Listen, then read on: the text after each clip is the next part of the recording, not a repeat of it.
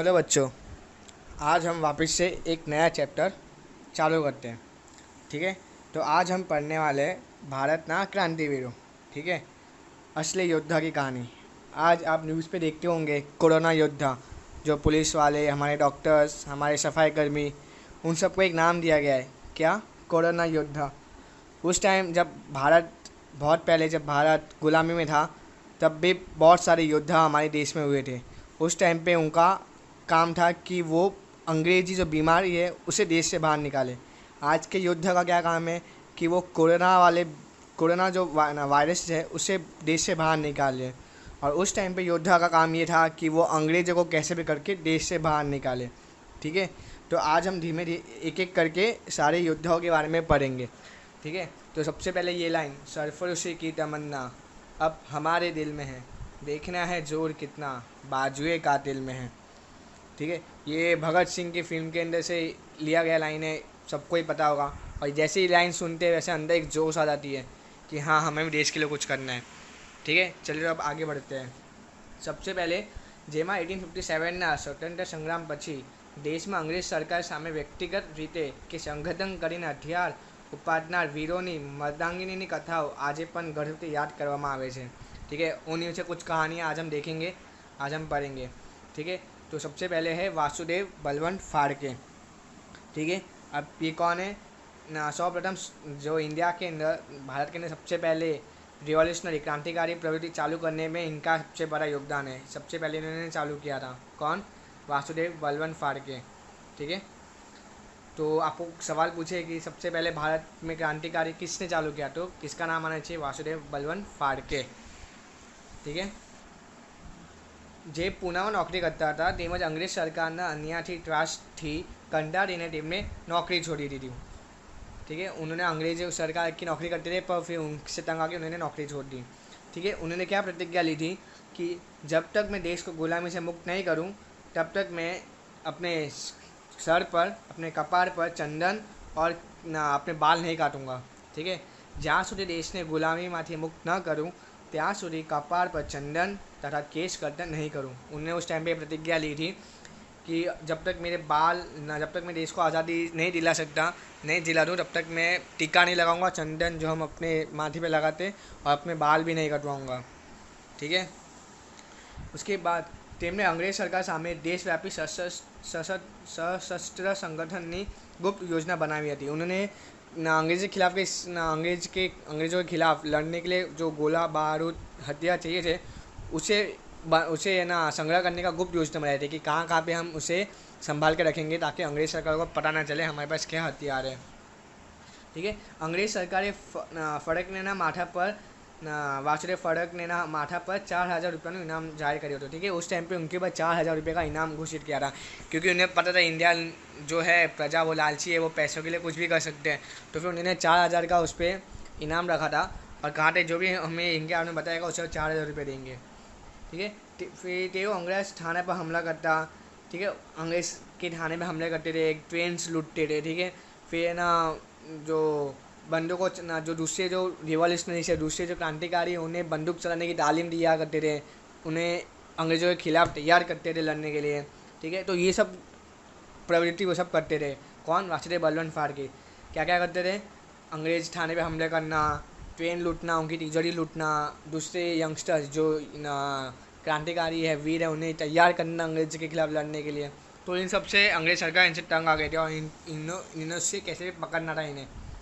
और फिर जो अंग्रेज सरकार थी उनकी ये सब प्रवृत्ति से उन्होंने उसको ना वो अरेस्ट कर दिया। तो कैसे अरेस्ट किया उनको? तो कहा जाता है कि वासुदेव बलवंत फाड़के को अंग्रेज़ सरकार ने रात के 3 बजे अरेस्ट किया था। ठीक है, कितने बजे? रात के 3 बजे अरेस्ट किया था। ठीक है, 3 बजे रात के अरेस्ट किया था, लेकिन फिर भी वो वहाँ से भाग गए थे। ठीक है, दीवार कूद के वासुदेव बलवंत फाड़के वहाँ से भाग गए थे और 25 किलोमीटर, ठीक है, 25 किलोमीटर भागने के बाद फिर वो ब्रिटिश के हाथ में आए थे। ठीक है, और ये फिर ना लंदन के एडन प्रिजन है, आपको याद रखने की ज़रूरत नहीं है, सॉरी ना, एडन प्रिजन, वहाँ पे इनको रखा गया था। ठीक है। तो कहा जाता है कि उन्हें 3 बजे रात को उन्होंने पकड़ा था और उनकी जो मौत हुई थी वो एडन प्रिजन में हुई थी। ठीक है, लंदन में है एडन प्रिजन, वहाँ पे उनकी मौत हुई थी। ठीक है, फिर हम बात करते हैं वीर सावरकर। ठीक है, तो वीर सावरकर का नाम क्या था? वीर दामोदर सावरकर का जन्म 28 मई को 1883 में महाराष्ट्र के नासिक गांव में हुआ था। ठीक है, आपको ये डेट याद रखने की ज़रूरत नहीं है, खाली मैं ऐसे बता रहा हूँ क्योंकि आपके टेक्स्ट बुक में दिया गया है। फिर उन्होंने ये याद रखने का है, ठीक है, मित्र मेरा नाम की संस्था उन्होंने स्थापित थी, जिसका नाम पीछे से कि आगे जाके अभिनव भारत पड़ा। ठीक है, तो आपको पूछेंगे कि मित्र मेला का बाद में जाके नाम क्या पड़ा, मित्र मेला का नाम क्या पड़ा, तो नाम आएगा अभिनव भारत। और अभिनव भारत ऐसा पूछे कि अभिनव भारत की स्थापना किसने की थी, तो क्या नाम आना चाहिए? वीर सावरकर। ठीक है, पता चला आपको। उसके बाद है वीर सावरकर भारत में विदेशी कापड़ सर्वप्रथम होली करी थी। ठीक है, सबसे पहले विदेशी कापड़ जो विदेशी जो कपड़े थे उन्हें उसको किसने जलाया था होली में, उसको किसने सबसे प्रथम होली की थी, तो इसका नाम आएगा वीर सावरकर, दामोदर वीर सावरकर। ठीक है, आपको ये भी याद रखने का है। फिर उन्होंने श्यामजी कृष्ण वर्मा संस्था माटी शिष्यवृत्ति मेळवी વધુ अभ्यास माटे लंदन गया। ठीक है, वहाँ से उनको स्कॉलरशिप मिली श्यामजी कृष्ण वर्मा की संस्था में से, और वो आगे पढ़ने के लिए लंदन गए। ठीक है, फिर वहाँ जाके उन्होंने 1857 का स्वतंत्र समर भारतનો પ્રથમ સ્વાતંત્ર્ય સંગ્રામ નામનું પુસ્તક લખ્યું હતું। ठीक है, कौन सा बुक लिखा था? 1857 ना भारतનો प्रथम स्वतंत्र संग्राम। पर इस पुस्तक को ब्रिटिश सरकार ने पब्लिश होने से पहले ही, मतलब कि लोगों के सामने आने से पहले ही उसे प्रतिदंड कर दिया था, उसे रोक दिया था इस बुक के पब्लिश पर, कि ये बुक किसी को मिल नहीं सकती और ना इस बुक का कोई भी प्रिंट नहीं होगा, कोई भी प्रिंट नहीं निकालेगा। तो ये इस प्रकार उस टाइम भी पहली बुक बनी थी जिसे ना पब्लिश किए बिना ही उसके ऊपर प्रतिबंध, मतलब कि उस पर रोक लगा दी गई थी। तो कौन सी बुक थी वो? 1857 भारत में प्रथम स्वतंत्र संग्राम। ठीक है, फिर अंग्रेज अफसर की हत्या करने पे जो पिस्तौल का जो गुना था वो उसके पर उन पर केस चला था। ठीक है, उन पे के कौन सा केस चला था कि ना जो रिवॉल्यूशनरी ग्रुप इंडिया हाउस जो है, इंडिया हाउस जो उन्होंने बनाया था, उन्होंने अंग्रेज अफसर की हत्या में जो पिस्तौल थी वो उनके नाम पे था, तो उसके ऊपर से उनके अदालत पे केस चला था कि उस पर हेल्प वो पिस्तौल की हेल्प उनसे ली गई थी।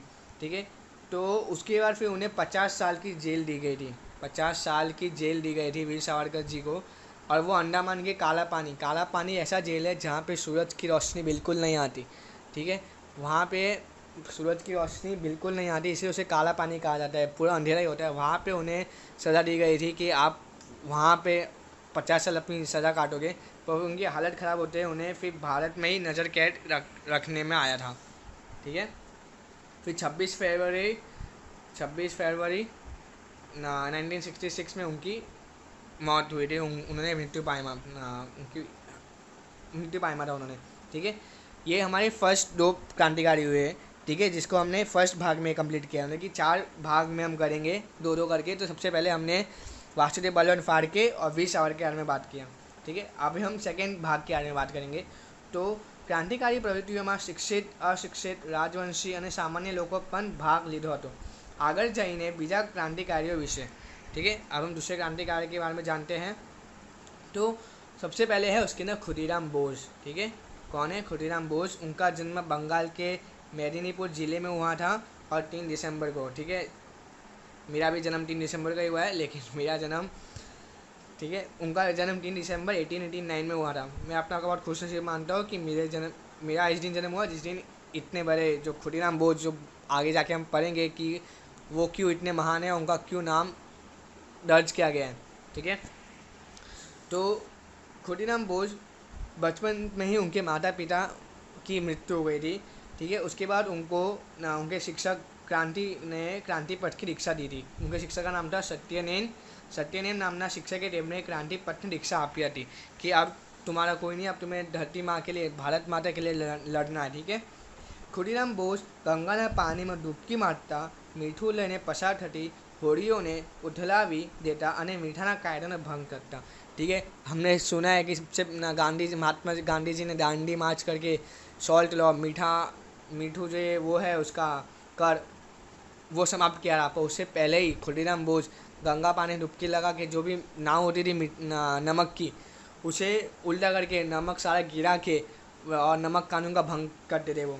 जैसे इसमें पिक्चर में दिखाया गया है कि होड़ीओने उथलावी देता અને મીઠાની કાયદાનો भंग करता। ठीक है, क्योंकि वो वापस सारे जो नमक थे वो पानी में घुल जाता था, तो उस प्रकार से वो मीठा का जो कायदा था उस टाइम पे नमक का कानून उसको भंग किया करते थे। 30 એપ્રિલ 1908ના દિવસે ન્યાયાધીશ કિંગ્સફોર્ડ ख़त्म करवा खुदीराम અને प्रफुल्ल चाकीए न्यायाधीशना घोड़ागाड़ी पर बम फेंका। ठीक है, जो न्यायाधीश थे उस टाइम पे उसको उनको मारने के लिए उन्होंने उनके घोड़ागाड़ी पे कौन खुदीराम बोस और प्रफुल्ल चक्की उन्होंने बम फेंका था। पर दुर्भाग्यवश जो कैनेडियन पत्नी और पुत्री मरी गया और न्यायाधीश किंग्सफोर्ड बची गया। जो किंग्सफोर्ड थे वो बच गए, पर उनका जो दूसरा अफसर था कैनेडी, उसकी पत्नी और पुत्री जो बेटी थी वो मर गई। ठीक है, इसके बाद जब पुलिस ने उन्हें पकड़ा था, प्रफुल्ल चक्की जो थे उन्होंने खुद को ही गोली मार दी। ठीक है, उन्हें अंग्रेज सरकार के हाथ पे नहीं आना था, पर खुदीराम बोस वो कर नहीं पाया, वो पकड़े गए और 18 साल की उम्र में उन्हें फांसी दे दी गई। सोच लो, इसलिए मैं कह रहा था कि मैं बहुत खुश नसीब हूँ। 18 साल की उम्र, ठीक है, आप लोगों की उम्र अभी 14 साल होगी, 4 साल खाली आपसे बड़े थे, उस उम्र में उनको फांसी दे दी गई। अपने देश के लिए लड़ते हुए सबसे यंगेस्ट, मतलब कि कहते हैं ना सबसे यंग एज में शहीद पाने वाले कौन थे? खुदीराम बोस। तो आपको खुदीराम बोस का नाम अच्छी तरह याद रखने का है। सबसे यंग एज में कौन अब शहीद हुए थे? तो अपने खुदीराम बोस। ठीक है, और सबसे पहले कौन शहीद हुए थे? मंगल पांडे। ठीक है, ये बिस्मिल्लाह खान, आज हम बात करेंगे राम प्रसाद बिस्मिल। ठीक है, राम प्रसाद बिस्मिल जो है उनके पैन का नाम भी था, इसलिए उन्होंने अपना नाम राम प्रसाद बिस्मिल रख दिया था। राम प्रसाद बिस्मिल बहुत ही बड़े काव्य थे, पोएट थे। ठीक है, वो काव्य लिखते थे, कवि थे, तो बहुत ही बड़े कवि और बुक्स लिखते थे। ठीक है, और उसी से वो लोगों के अंदर जागरूकता, देश के लड़ने के लिए और अंग्रेज़ों से लड़ने के लिए वो लोगों को जागरूक करते थे। ठीक है, देश અશાંતિની લડત શરૂ થઈ ત્યારે વિદેશી કાપડની હોડી કરવાની કામગીરી તેમને સંભાળી હતી। जब नॉन ओबीडियंस मूवमेंट जब चालू हुआ था, जब असहकारी लड़त जो चालू की थी, नॉन कोऑपरेशन मूवमेंट जो चालू किया था गांधी जी ने, उस टाइम पे कपड़े की जो विदेशी कपड़े को जलाने का काम, होड़ी करने का काम उन्होंने ही संभाली थी। ठीक है, फिर काकोरी ट्रेन लूट, जो आप सबको पता होगा, नहीं पता है तो आप एक बार देखिएगा, सर्च करिएगा, मैं आपको बताऊंगा क्या है। काकोरी ट्रेन लूट बहुत बड़ी ट्रेन लूट की घटना थी, जिसमें जो क्रांतिकारी थे उन्होंने जो ब्रिटिश सरकार की जो सबसे तिजोरी की जो ट्रेन थी काकोरी, उसे बीच रास्ते से लूट लिया था पूरी ट्रेन को।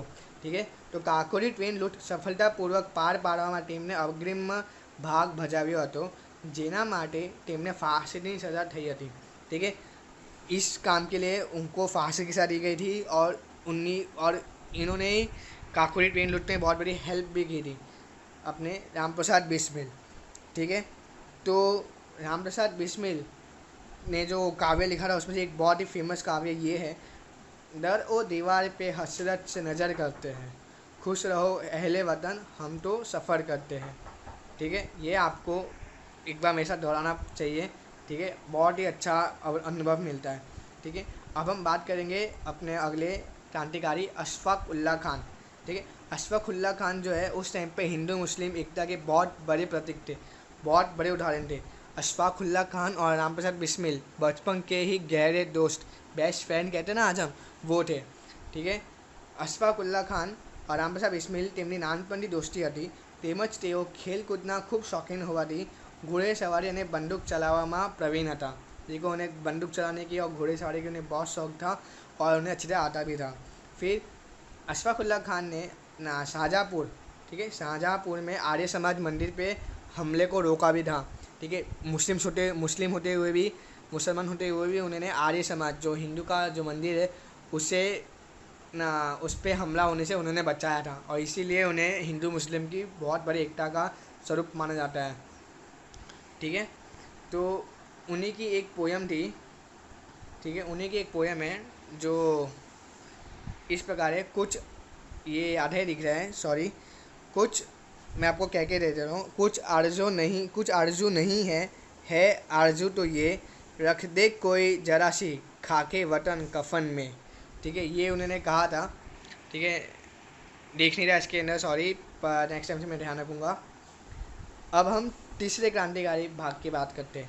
अब दूसरे क्रांतिकारी भाग में हमने अशफाकुल्ला खान और राम प्रसाद बिस्मिल के बारे में बात की और खुदीराम बोस के बारे में बात की कि खुदीराम बोस सबसे यंग एज में 18 साल की उम्र में शहीद हुए थे। राम प्रसाद बिस्मिल और अशफाकुल्ला खान दोनों बचपन के ही दोस्त थे। अब हम तीसरे भाग की बात करते हैं, जिसके अंदर भारतना બધા ભાગોમાં ઓછા વધતા પ્રમાણના ક્રાંતિકારી પ્રવૃત્તિ વહેલી મોડી અવશ્ય થઈ હતી, જેમાં જુદા જુદા ક્રાંતિકારીઓએ પોતાનાથી થતી પ્રવૃત્તિઓ કરતા હતા। ठीक है, उनके एग्जाम्पल्स अभी हम देखते हैं। तो सबसे पहले है चंद्रशेखर आज़ाद। ठीक है, चंद्रशेखर आज़ाद का नाम तो आप सबने सुना ही होगा। ठीक है, असहकारनी चळवळ में चंद्रशेखरे भाग लीधो હતો। ठीक है, नॉन कॉपरेशन मूवमेंट में उन्होंने भाग लिया था। फिर जब एक बार उन्हें सहकार की मूवमेंट में उन्हें पकड़ा गया था, उन्हें कोर्ट में पेश किया गया था, तब उनको जो हथकड़ी पहनाई थी, उनकी एज वो इतने छोटे थे कि वो हथकड़ी उनके हाथ के लिए बहुत बड़ी हुई थी। ठीक है, आपने हथकड़ी देखे हैं ना फिल्मों में, जो विलेन को पहनाते हैं पुलिस, तो इतनी छोटी सी उम्र में वो असहकारी आंदोलन में जुड़े थे कि जब उन्हें हथकड़ी पहनाई तो हथकड़ी उनके हाथों के लिए बहुत बड़ी थी। तो आप फोटो में देख सकते हो, एकदम बच्चे थे वो। फिर उनको वहाँ पे अदालत में पूछा कि आपके पिता का नाम क्या है, उनका नाम क्या है। उन्होंने कहा जोर से, मेरा नाम आज़ाद है। ठीक है, आज़ाद नाम है मेरा। उन्होंने आपके पिता का नाम क्या है, जो न्यायाधीश ने पूछा, तो कहा मेरे पिता का नाम स्वाधीनता है। ठीक है, मेरे पिता का नाम स्वाधीनता है। और फिर पूछा कि आपका घर क्या है, देखो स्वाधीनता की स्पेलिंग थोड़ी नहीं समझना तो यहाँ लिखी हुई है। ठीक है, फिर पूछा कि आपका घर क्या है, तो उन्होंने कहा जेल खानू। ठीक है, जो जेल है वही मेरा घर है, आज़ाद मेरा नाम है, मेरे पिता का नाम स्वाधीनता है। और उसके बाद से चंद्रशेखर आज़ाद तरीके से, आज़ाद नाम से फिर पहचानने लगे, जानीते हुए। કાકોરી ટ્રેન લૂંટમાં તેમને ભાગ લીધો હતો, ત્યારે દેશમાંથી 40 જેટલા ક્રાંતિકારીઓ પકડાઈ ગયા હતા। ठीक है, जैसे हमने लास्ट में देखा, राम प्रसाद बिस्मिल भी पकड़े गए थे काकोरी ट्रेन लूट में। ठीक है, और ये भी जो थे अपने चंद्रशेखर आज़ाद, वो भी उस शामिल थे उस ट्रेन को लूटने में, पर वो बच गए थे, वो नहीं पकड़े गए थे। 40 क्रांतिकारी उस टाइम में पकड़े गए थे। उन्होंने शपथ ली थी कि मैं जीते जी अंग्रेज़ों के हाथ में नहीं आऊँगा, हूँ जीवते जीव अंग्रेज़ सरकार ने हाथ में पकड़ाइश नहीं। ये उन्होंने प्रतिज्ञा ली थी कि मैं मर जाऊंगा लेकिन अंग्रेज़ सरकार के हाथ में जिंदा नहीं आऊँगा। लेकिन 1931 में 27 फ़रवरी को, ठीक है, 27 फरवरी का दिन था, जब वो इलाहाबाद के अल्फ्रेड बाग में बैठे थे और वहाँ पे अचानक से उनके किसी मित्र ने उनकी सूचना, उनकी जानकारी अंग्रेज़ सरकार को दे दी, अंग्रेज़ पुलिस को दे दी, और पुलिस ने उन्हें चारों तरफ से घेर लिया। ठीक है, तब भी उन्होंने हार नहीं मानी और आधे घंटे तक उन्होंने पुलिस से लड़ाई की। पुलिस को मतलब कि डट के उनकी लड़ाई की। आज़ाद एकला अर्धा कलाक સુધી પોલીસ ટોકરી સામે સંઘર્ષ કરતા રહ્યા અને છેવટે પોતાની पिस्तौलમાંથી शहीदी વહોરી લીધી। लास्ट में उनके पिस्तौल में सिर्फ एक गोली बची थी, तो उन्होंने उस गोली से अपने आप को ही गोली मार दी उन्होंने, और इस तरह से वो भी शहीद हो गए। ठीक है, उस टाइम पे चंद्रशेखर आज़ाद से पुलिस इतना डरती थी, उनसे इतना खौफ था कि उनके मर जाने के बाद भी उन पर बहुत सारी गोलियां चलाई पुलिस ने दूर से ही, उसके बाद उनके पास आई। तो देख सकते हो उस टाइम पर अपने क्रांतिकारियों से, इंडियन क्रांतिकारियों से अंग्रेज कितना डरते थे कि पुलिस એટલી બધી ડરતી હતી कि બેટન ગોળી ચલાવી ખાતરી કરીને જ એમની પાસે ગઈ હતી। ठीक है, फिर अपने सबके पसंदीदा भगत सिंह। ठीक है, भगत सिंह का जन्म कहाँ हुआ था? भगत सिंह का जन्म पंजाब के लायपुल जिला બંગા ગામમાં 28 સપ્ટેમ્બર 1960ના રોજ થયો હતો। ठीक है, असहकारनी चळवळ वखते तेमो विदेशी कापड़नी होली करवाना कार्यक्रमમાં જોડાયા હતા। ठीक है, अब आपको पता चल गया होगा सहकारी योजना, चळवळ, असहकारी चळवळ और विदेशी कपड़ा का होली क्या है। ठीक है, તેમજ લાહોર નેશનલ કોલેજમાં ભણવા ગયા ત્યારે તેમને સુખદેવ, ભગવતીચરણ અને યશપાલનો પરિચય થયો અને તેમનો ક્રાંતિકારી વિચારોનો पीठबल મળ્યો। तो कहते हैं ना, एक से भले दो और दो से भले चार। इसी प्रकार से पंजाब यूनिवर्सिटी में, लाहौर यूनिवर्सिटी में जब लाहौर नेशनल कॉलेज में पढ़ने गए तब बहुत सारे उनके दोस्त मिल गए जो ऐसे ही क्रांतिकारी थे और देश के लिए कुछ करना चाहते थे। 1928માં 8મી એપ્રિલે भगत सिंह અને बट्टू केशवर दत्ते धारासभा में बॉम्ब फेंको। धारासभा में बॉम्ब फेंका। उनका उनका उस टाइम पे उस टाइम पे उन्होंने बॉम्ब फेंक के ये बताया कि जो सोई हुई जो अंग्रेज़ सरकार है उसे जगाना चाहते थे। बॉम्ब की आवाज़ इतनी ज़ोर से थी, इस आवाज़ से वो उन्हें जगाना चाहते थे कि जो सोई हुई अंग्रेज़ सरकार है वो जग जाए और भारत छोड़ के चली जाए। તેઓ ઈચ્છતા હતા કે તે ઈચ્છતા તો ભાગી શક્યા હોત, પણ તેઓ તેમને તે જ જગ્યા પર ઊભા રહી सूत्रोयार કર્યા। ठीक है, वो चाहते थे बॉम्ब फेंक के भाग सकते थे, पर वो दोनों उधर ही खड़े रहे और जोर जोर से नारे लगाने लगे। ठीक है, इनकलाब जिंदाबाद, साम्राज्यवाद का नाश हो, दुनिया के मजदूरों एक हो, इस प्रकार से उन्होंने नारा लगाया। इनमें से इनकलाब जिंदाबाद बहुत ही फेमस हुआ, बहुत ही प्रसिद्ध है। क्रांतिનો संदेश आपती पत्रिकाओं फेंकी, हवा में गोलीबार કર્યો અને शांतिपूर्वक आत्मसमर्पण कर દીધું। देख रहे हो आप इनकी वीर क्या वीर काम किया उन्होंने। उस टाइम पे उस अंग्रेज़ सरकार के सामने बॉम्ब फेंका, हवा में गोली चलाई और फिर आत्मसमर्पण भी कर दिया, वो भी शांति से, बिना लड़ाई झगड़े किए। फिर लाला लाजपत राय की मौत हुई थी, वो हम आगे पढ़ेंगे वो कौन थे, क्या थे, कैसे हुई थी उनकी मौत। तो उनकी मौत का बदला लेने के लिए भगत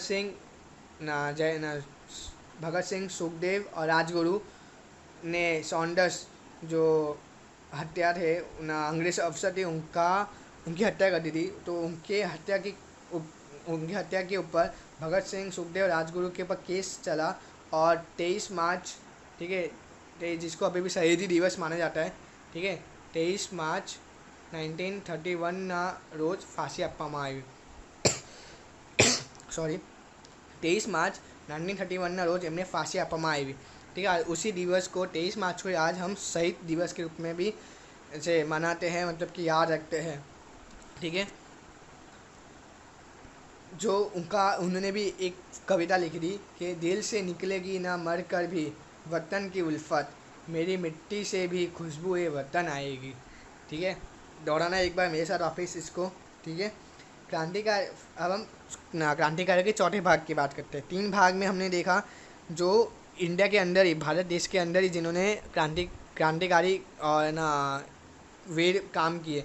अब हम देखेंगे ऐसे 2 क्रांतिकारी के बारे में जिन्होंने देश के बाहर, इंडिया के बाहर अपने कार्यों से अपना नाम प्रसिद्ध किया। ठीक है, तो सबसे पहले आते हैं इसके अंदर श्यामजी कृष्ण वर्मा। ठीक है, श्यामजी कृष्ण वर्मा अपने गुजराती थे। ठीक है, तो વિદેશીઓમાં ક્રાંતિકારી પ્રવૃત્તિ શરૂઆત કરનાર શ્યામજી કૃષ્ણ વર્માનો જન્મ 1857 में 4 अक्टूबर कच्छના માંડવીમાં થયા હતા। ठीक है, मांडवी में उनका जन्म हुआ था। ठीक है, मांडवी गांव कच्छ के मांडवी में, तो सब जानते ही होंगे। और 1857 में 4 अक्टूबर को उनका जन्म हुआ था। तो विदेशियों में क्रांतिकारी प्रवृत्तियों शुरुआत करना श्यामजी कृष्ण वर्माનો जन्म 1857। ठीक है, ये हमने देख लिया। અને તેઓએ કેમ્બ્રિજ યુનિવર્સિટીમાંથી સ્નાતકની ડિગ્રી મેળવી ભારતમાં સ્વરાજ મેળવવાનો ઉદ્દેશ્યથી લંડનમાં 1905ની 18મી ફેબ્રુઆરીએ इंडियन होम रूल सोसाइटी की स्थापना करी। ठीक है, इंडियन होम रूल सोसाइटी। ठीक है, जो हमने देखा कि वीर सावरकर को पकड़ा गया था इंडियन होम रूल के और अलग स्वयंसेवक और क्रांतिकारियों के साथ, तो उनकी स्थापना श्यामजी कृष्ण वर्मा ने ही की थी। ठीक है, संस्थाનું કાર્યાલય इंडिया हाउस नामे मकान में રાખવામાં આવ્યું હતું। તેમાં સંસ્થાના પ્રચાર માટે તેમણે इंडियन सोशियोलॉजिस्ट नामનું सामायिक शुरू કર્યું।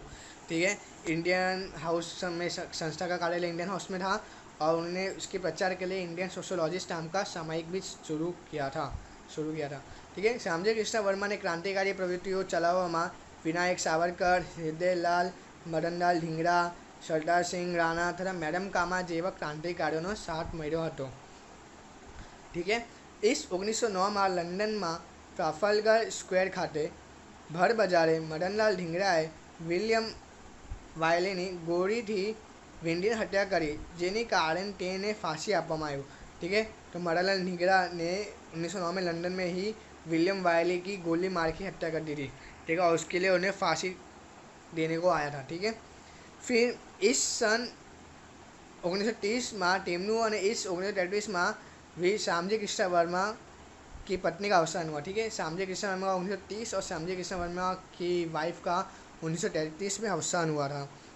अब कहते हैं कि उनके जो अवशेष है, ठीक है, जो श्यामजी कृष्ण वर्मा के अवशेष है वो 4 सितंबर, ठीक है, 4 सितंबर 2003 को मांडवी में लेके आए थे, ठीक है, मांडवी में लेके आए थे 2003 को, 4 सितंबर 2003 को उनकी वाइफ के अवशेष जो है वो मांडवी में लेके आए थे।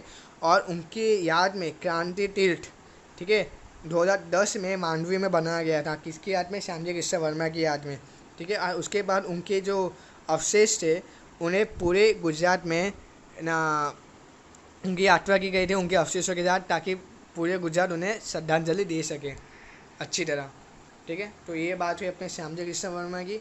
अब हम बात करते हैं आखिरी भारतीय क्रांतिवीर जो अपने पाठ में है, जो है मैडम कामा, ठीक है। मैडम कामाનો જન્મ 24 સપ્ટેમ્બર 1861 ના રોજ મુંબઈમાં થયો હતો।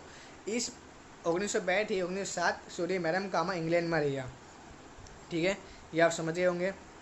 फिर इस दरमियान 1905 में श्यामजी कृष्ण वर्मा लंदन में इंडियन होम रूल सोसाइटी स्थापित, जेमा मैडम कामा सक्रिय कार्यकर बना, ठीक है। ये सब एक दूसरे से जुड़े हुए थे, ठीक है। मैडम कामा जो इंडियन होम रूल की स्थापना की थी उनके अंदर वो सक्रिय कार्यकर थी, कि अपना योगदान उन्होंने उसमें दिया था। अब 1907 में जर्मनी के स्टुअर्टगार्ट शहर में योजाયેલી બીજી आंतरराष्ट्रीय समाजवादी परिषद में हाजिरी आपी थी। उस टाइम पे जो वेस्टर्न जो यूरोप की जो कंट्रीज थे वो लोग ही इसमें हाजिर होते थे, पर मैडम कामा जो इंडिया का प्रतिनिधि करते हुए वहाँ तक पहुँची थी और जर्मनी के स्टुअर्टगार्ट में उन्होंने इस परिषद में भाग लिया था, ठीक है।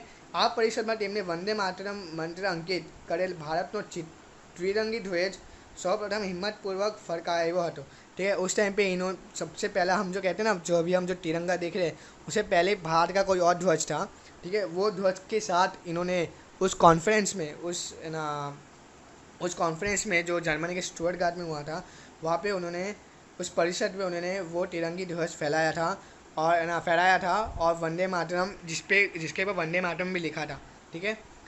ये देखो आप देख सकते हो, इस जो तिरंगा है तीन कलर का है, इसके अंदर ऊपर 8 कमल है, बीच में वंदे मातरम लिखा हुआ है और नीचे सूरज और चांद है, ठीक है। तो ये जो 8 कमल है वो उस टाइम पे भारत के 8 प्रांत थे, तो 8 प्रांत का वो था सिंबल था जो उसमें दिखाया गया था, वो उस 8 प्रांत का सिंबल था। और जो हिंदू मुस्लिम कम्युनिटी के लिए जो एकता के लिए उन्होंने चांद और सूरज को दर्शाया था, क्योंकि चांद मुसलमान का एक बहुत प्रतीक है और सूरज जो वो हिंदुओं का प्रतीक है, ठीक है। तो मैडम कामाએ ફરાવેલ ધ્વજમાં દર્શાવેલ 8 કમર તે તત્કાલીન 8 પ્રાંત છે, જ્યારે સૂર્ય અને ચંદ્રના પ્રતીક हिंदू मुस्लिम एकताના પ્રતીક તરીકે દર્શાવવામાં આવ્યા છે, ठीक है। तो यहाँ पे अपना ये प्रकरण समाप्त हुआ, ठीक है, ख़त्म हुआ। अगर कोई भी चीज़ आपको वापस समझनी है या वापस देखना है तो एक बार मुझे बताइएगा कमेंट्स में, ठीक है। और कोई भी डाउट हो तो उसमें भी आप पूछ सकते हो किसी से भी, ठीक है। और ऐसे ही पढ़ते रहो और जो भी आपको काम मिल जाए, ठीक है, प्लीज़ उसे पूरा करते रहना, ठीक है, क्योंकि आपकी भलाई के लिए ये देखो सब लोगों ने पढ़ना बंद कर दिया, आप पढ़ना चालू रखोगे तो आप उनसे कितना आगे हो जाओगे, ठीक है।